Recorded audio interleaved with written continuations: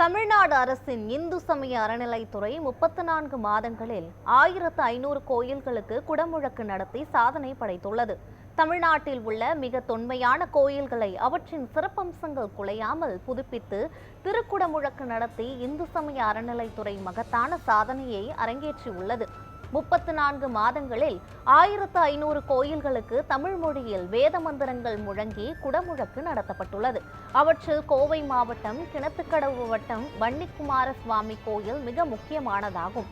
இதேபோல கன்னியாகுமரி மாவட்டம் திருவட்டாறு ஆதிகேசவ பெருமாள் கோயிலில் 400 ஆண்டுகளுக்கு பிறகும், காஞ்சிபுரம் மாவட்டம் சாந்தனஞ்சேரி கரியமாணிக்க வரதராஜ பெருமாள் கோயிலில் 300 ஆண்டுகளுக்கு பிறகும் குடமுழக்கு விழா நடத்தப்பட்டுள்ளது.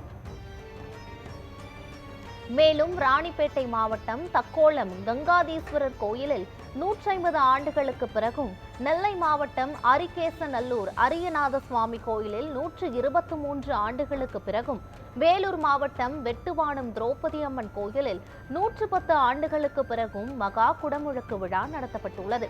இவை தவிர 100 ஆண்டுகளுக்கு பிறகு 5 கோயில்களிலும், 70 ஆண்டுகளுக்கு பிறகு 6 கோயில்களிலும், 50 ஆண்டுகளுக்கு பிறகு 15 கோயில்களிலும், 30 ஆண்டுகளுக்கு பிறகு 15 கோயில்களிலும் குடமுழக்கு விழா நடத்தப்பட்டுள்ளது குறிப்பிடத்தக்கது.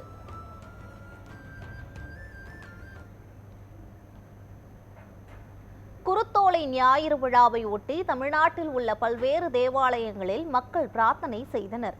இயேசு கிறிஸ்து 40 நாட்கள் உபவாசம் இருந்ததை நினைவு கூறும் வகையில் கிறிஸ்தவர்கள் ஆண்டுதோறும் 40 நாட்கள் தவக்காலம் கடைபிடித்து வருகின்றனர். கடந்த மாதம் 14ஆம் தேதி விழா தொடங்கியது.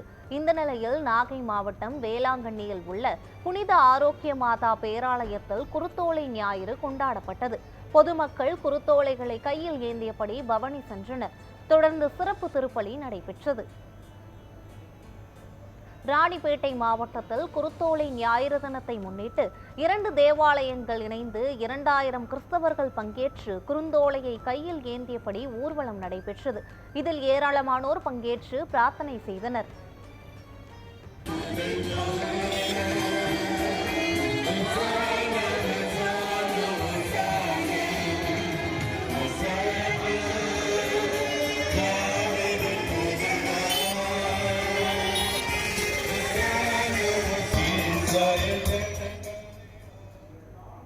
கன்னியாகுமரி மாவட்டத்திலும் உள்ள திருச்சபைகளில் குருத்தோலை ஞாயிறு பவனி நடைபெற்றது. இதில் ஏராளமான கிறிஸ்தவர்கள் ஓசன்னா பாடல்களை பாடியவாறு ஊர்வலமாக சென்றனர். இதைப்போன்று குலசேகரம் புனித அகஸ்தினார் ஆலயம், ஆற்றூர் புனித ஆந்திரியா ஆலயம் உட்பட பல்வேறு கிறிஸ்தவ ஆலயங்களில் ஆயிரக்கணக்கான கிறிஸ்தவர்கள் குருத்தோலை ஞாயிறு வழிபாடு மற்றும் பவனியில் பங்கேற்றனர். தூத்துக்குடியில் உள்ள திரு இருதய ஆலயத்தில் ஆயர் ஸ்டீபன் தலைமையில் குருத்தோலை பவனி நடைபெற்றது.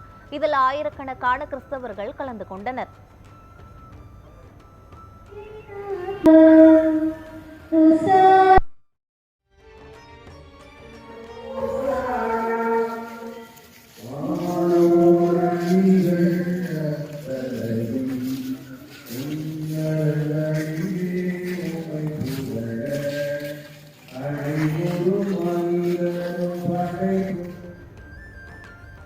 சென்னை வண்ணாரப்பேட்டையில் பழமை வாய்ந்த கிறிஸ்தவ தேவாலயத்தில் குருத்தோலை ஞாயிறு பவனி நடைபெற்றது.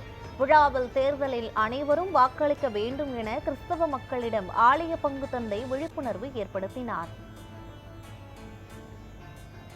திருநெல்வேலி பாளையங்கோட்டை புனித சவேரியார் பேராலயத்தில் குருத்தோலை ஞாயிறு பவனி நடைபெற்றது. இதில் ஏராளமான கிறிஸ்தவர்கள் கலந்து கொண்டு கையில் குருத்தோலையுடன் பவனி சென்றனர்.